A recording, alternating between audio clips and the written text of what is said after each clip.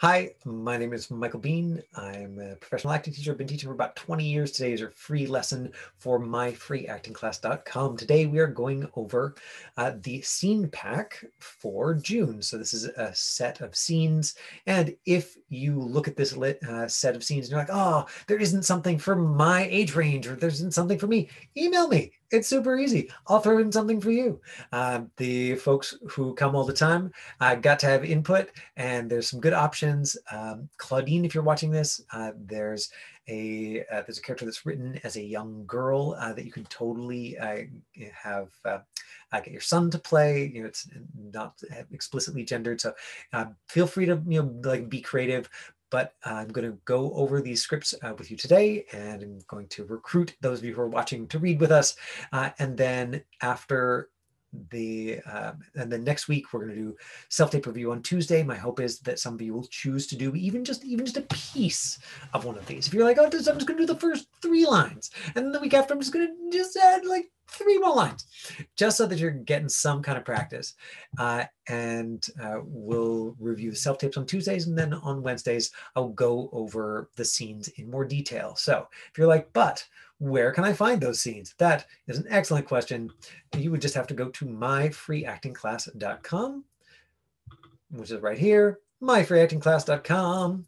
And then you'd be like, okay, well, now that I'm here, I'm just going to scroll down, scroll. Tuesdays, camera skills and self-tape review with Michael Bean. Here's the link for your email self-tapes. And then right here where it says practice scripts, download the June 2021 practice scripts. If you click this link, it is done. It is active. The scripts are there. And that will take you to the course pack, which I'm about to show you next. So this will have a quick review of the questions that I'm using to help understand scripts. And then there's some scripts that we'll read through and I will talk about just very briefly. Now we'll come back and go over those scripts in more detail week at a time, to talk about style, to talk about the kind of, there's some great physical behavior choices in several of the scenes. So let's take a look at that now. Here is the scene pack for June 2021. myfreeactingclass.com, story questions, circumstances. This is just one of those sort of acting teacher words, given circumstances. It comes up all the time. The basic idea is who, what, when, where, why. This is your 5 W's, right? The moment before and the moment after. What happens right before the first line? What happens after the last line? So that you're acting before the camera sees you, so you're acting after the camera picks you up. If you remember, anybody who saw Dia's tape from yesterday, how clear a moment before she had, how clear a moment after she had. There was acting before the script picked up, and it was alive both before and after. Style, episodic, meaning is it a TV or streaming show that is in episodes? Is it a pilot, meaning the first ever episode of a new show, where they're just basically sort of testing it out? A feature film, so the kind of thing that's either going to, again, play in theaters when we're allowed to do that again, or streaming or whatever. MOW's movie of the week, those typically are on cable. You could also put in here Hallmark, or broad comedy, right? Sci-fi, fantasy. Just having a sense of the style before you go in helps you know that, like, when you go into the dark room, if it's comedy, you're going to be like, ah, and if it's horror, then something might eat you. And just kind of knowing what to be ready for. Story, the story from your perspective. Relationship, your strong feeling or opinion about yourself, about the other people, objects, and events in the scene. And then when have you felt that same strong feeling or opinion? This last thing is sometimes called substitution or personalization.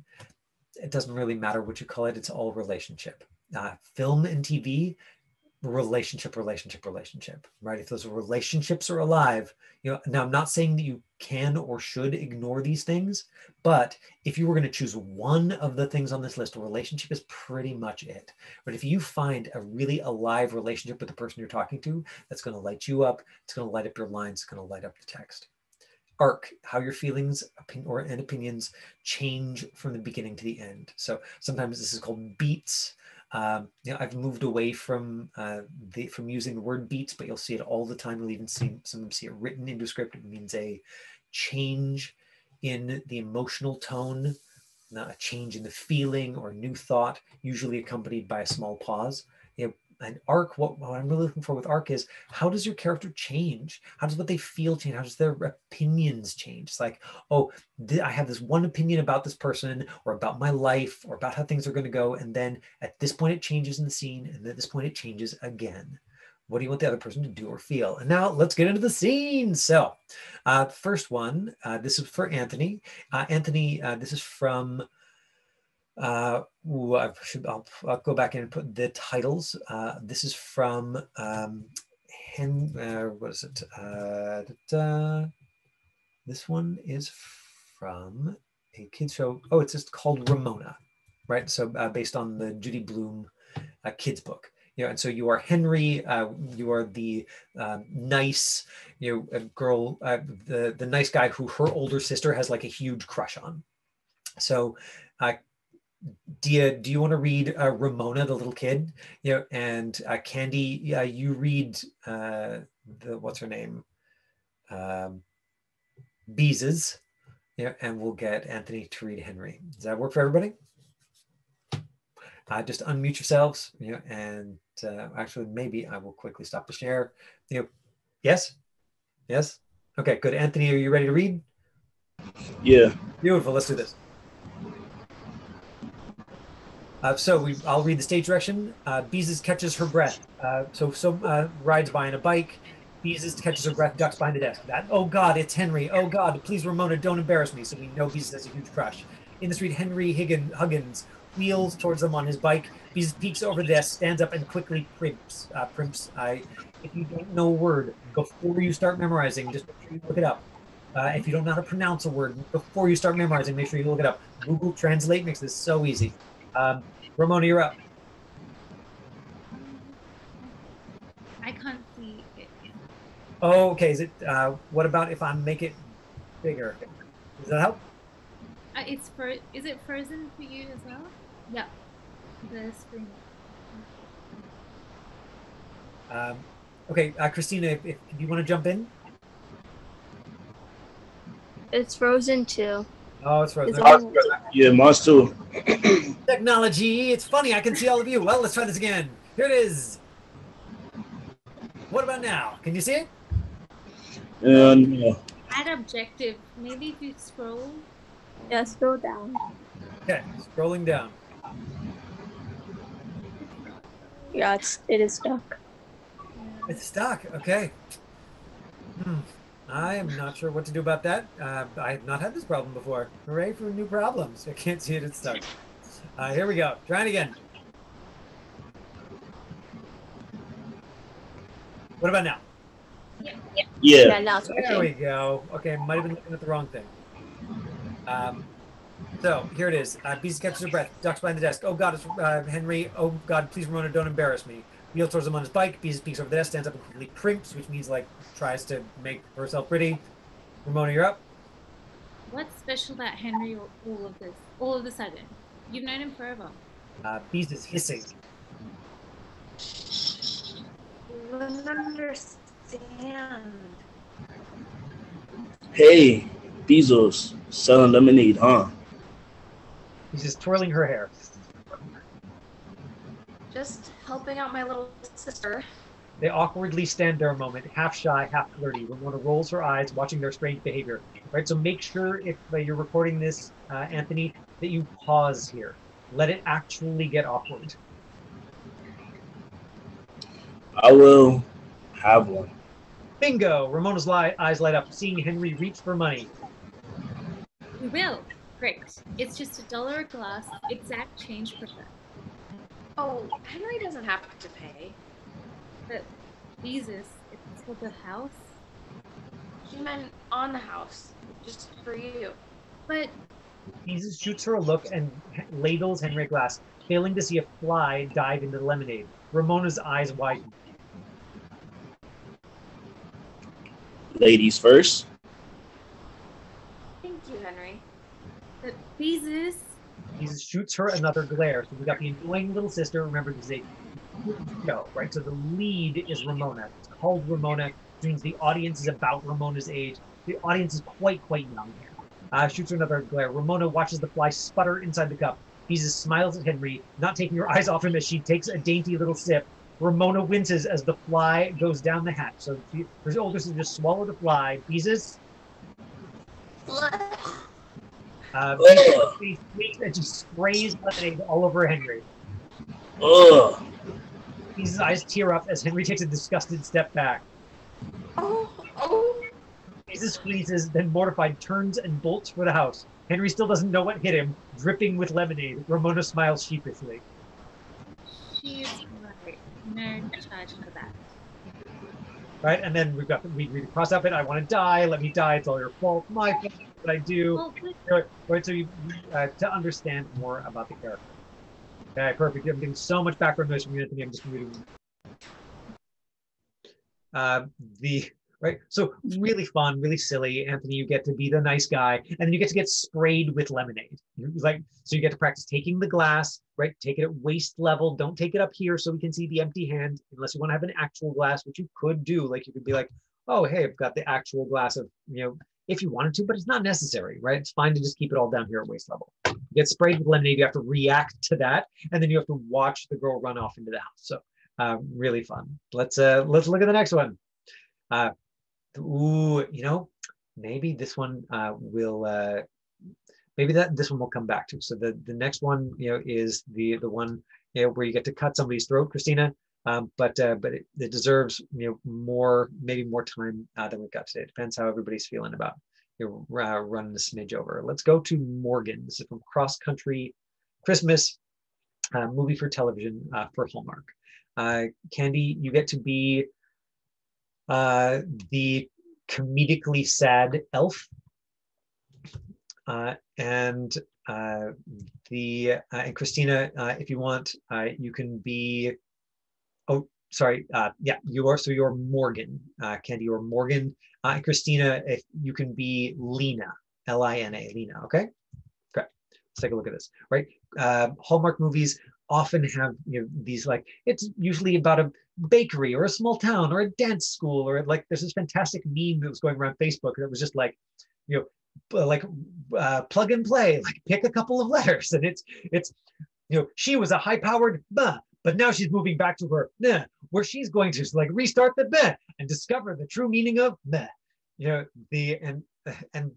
because of who their market is for these movies, it's often about sort of highly powered people who like discover that like old-fashioned values or small towns are like really the best thing that they always wanted, and then often the characters will get married, which then makes their life presumably like better and happy forever, right? Like it's a fantasy world where those are the rules. Like that's right. If you're aliens and you had your ray guns and magic powers, you'd accept it. So like, why not accept this version of fantasy world, right? Like fighting against Hallmark will only like make you unhappy if you get to audition for it, and then probably like shoot you in the foot and make it difficult for you to actually book those roles, right? Just treat it as though it's fantasy or science fiction, and it has very specific rules. You don't ever have to watch them if you don't want to. You could just act in them and take their money and put that credit on your resume. So here we go.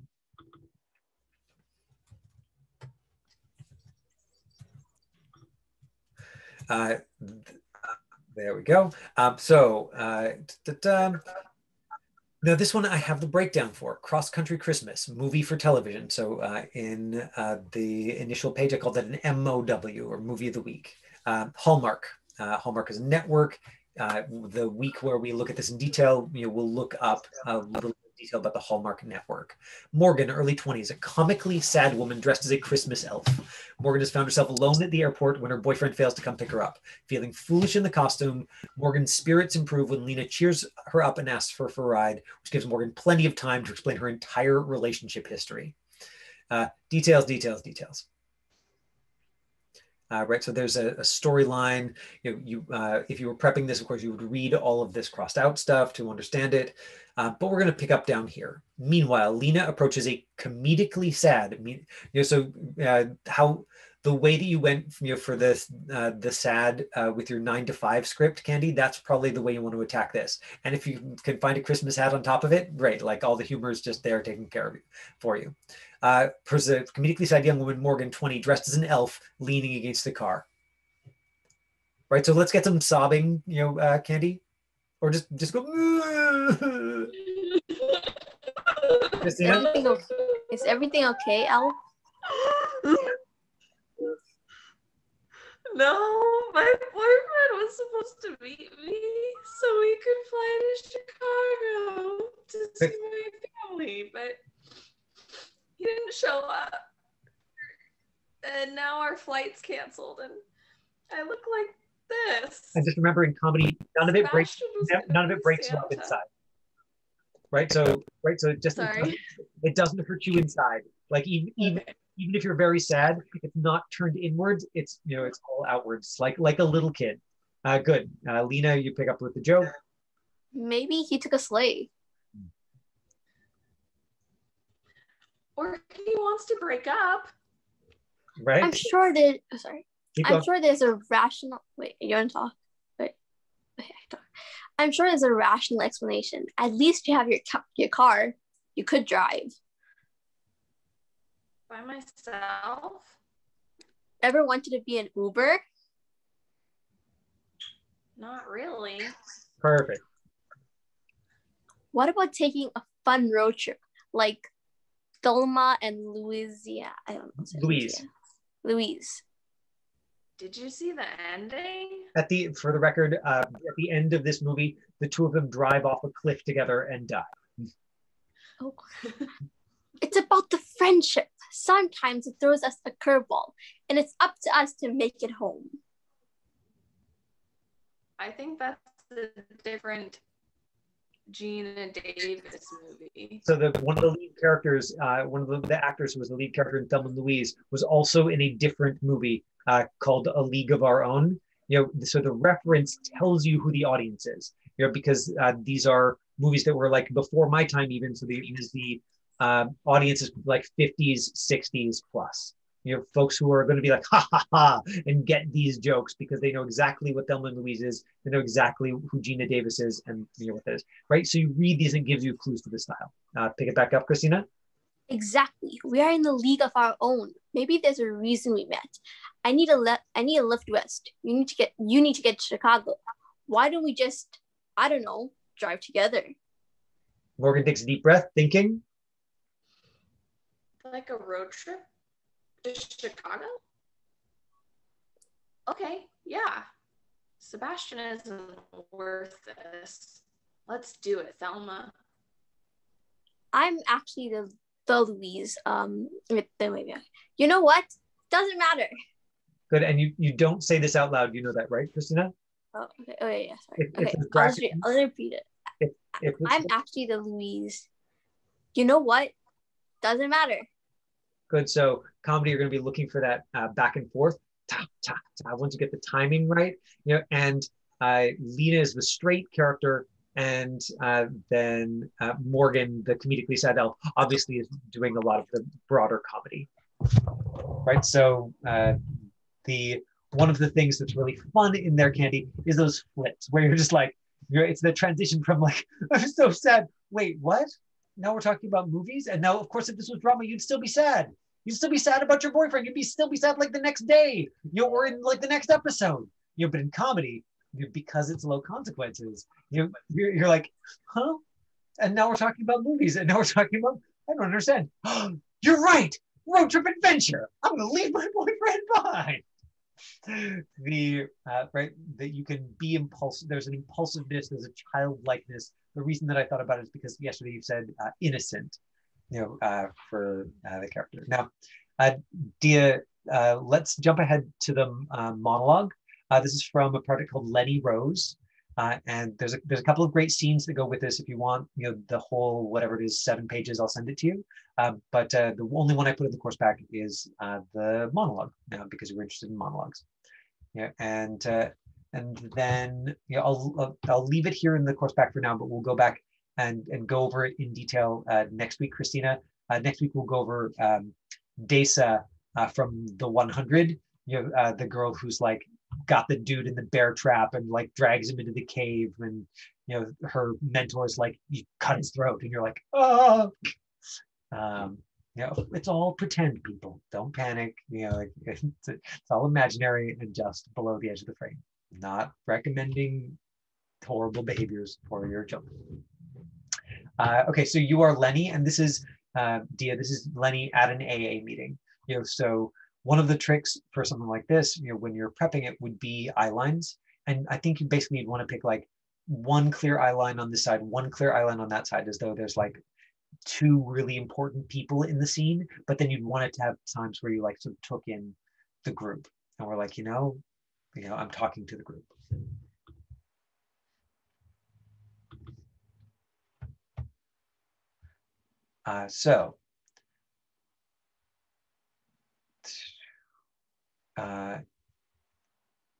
Now I'm not sure why they chose to cut off this little piece of the monologue. Obviously it's like it's a voiceover, but we read it for information, because there's a little piece of story here. So Harper, she managed to keep all the fear, all the pain, all the panic at bay. Images Lenny on the floor at the bar in Brooklyn looking like death warmed over until she had to quit. Interior AA meeting place night. At the AA meeting Lenny is sharing. Now it seems like I'm afraid of just about everything. I used to walk around feeling like I was in a movie, like I was outside myself watching. Bad things would happen and I didn't really feel it. So somehow it was okay. But then when good things happened, I couldn't feel those either. And now 31 days sober, I feel all of it. And sometimes it's amazing. Colors are brighter, my music is better, and good days are just so incredibly good. But bad days. And this is, the spot where you take a beat. This is a trap here, this fighting tears. It's information about what the character is feeling. The trap is to push for it, which obviously you wouldn't, but this is just for anybody else who's watching. You do not have to leak on this moment. This is actually something the writer puts in so that producers, so that anybody who reads the script is like, oh, I understand what the character, how much this matters for the character. And I've had a really bad couple of days. I'm being evicted.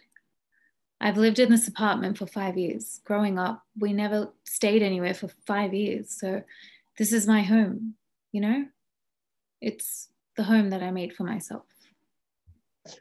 And so the trick there, is that most of the emotion is in subtext, which is sort of where the writing is typically better, right? In something that is a TV movie of the week, often the emotion will be right in the lines. It'll be close to what I might call melodrama, and I don't know exactly why that is. It is very common.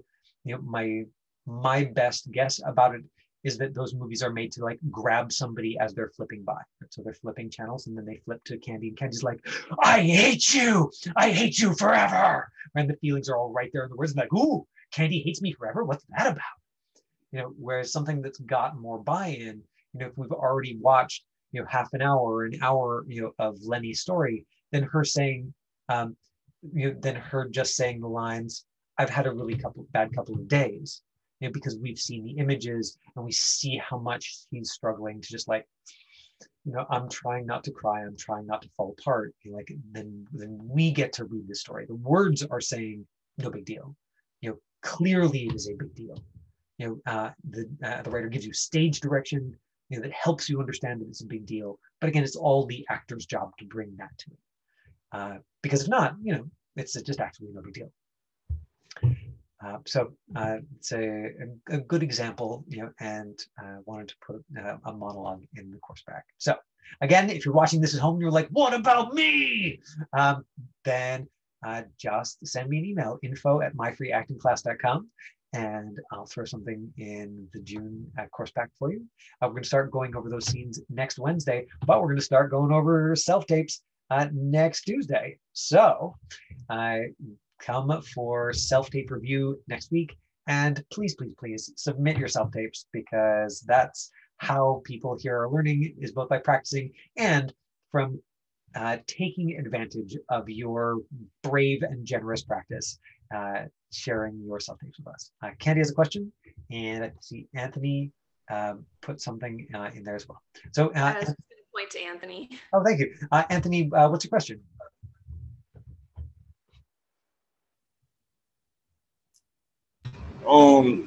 I wanted to know if you can help me, because I got an audition for for a commercial, and I just wanted to practice because they gave me my stuff, but I wanted to practice on it. Great. Let me sign off, and then we can talk about that. Not for in front of everybody. So, thank you for joining us for the My Free Acting class, everybody. Hope to see some of you next Tuesday, and send some tapes because we like seeing your face, and it helps not just you but everybody. Okay. Bye. Thank Thank you. you. Bye. Okay, Anthony. Yeah. You mean that you want to book a coaching session, or you just want to ask a question about it right now? I just want like a book on coaching season because like, hold on, if I can show you. See? Well, you can see it. It says it's a mindset, a focus, a deep-seated spirit. It's an inner strength to keep your feet planted firmly on the ground, no matter what presses against you. It's confidence. It's belief. It's a way of life. It's Nike. Cool. Yeah. And this is my first commercial audition. That's exciting. So yeah, so I don't know like how to do it and stuff. But is there anything that it can help me with or something? Anthony, I have to go. If you want to book a coaching session, then yes, we can do that. What's your day like tomorrow? Nothing. Free. Okay. Are you free in the afternoon? What's your afternoon like? 6. You're in where are you in the world? You're in New York, am I remembering that right? Yeah. Okay, so you're 3 hours ahead of me. So what about 4 p.m. your time? Would that work? Huh? 4 p.m. your time? Yeah. Okay, so by 4 p.m. tomorrow, just know the words. Just have like go over the words until you know the words. Mm-hmm. Okay, and get your camera all set up to tape it. And that's when I can be most helpful to you. And it's horizontal, right? Always horizontal. Always. All right. Thank you. Yeah, of course. Send me an email if anything changes, but otherwise I'll see you here and we'll plan to do half an hour. A reminder that my rate for private coaching is $80 an hour Canadian, so it ends up being it'll basically end up being about $30.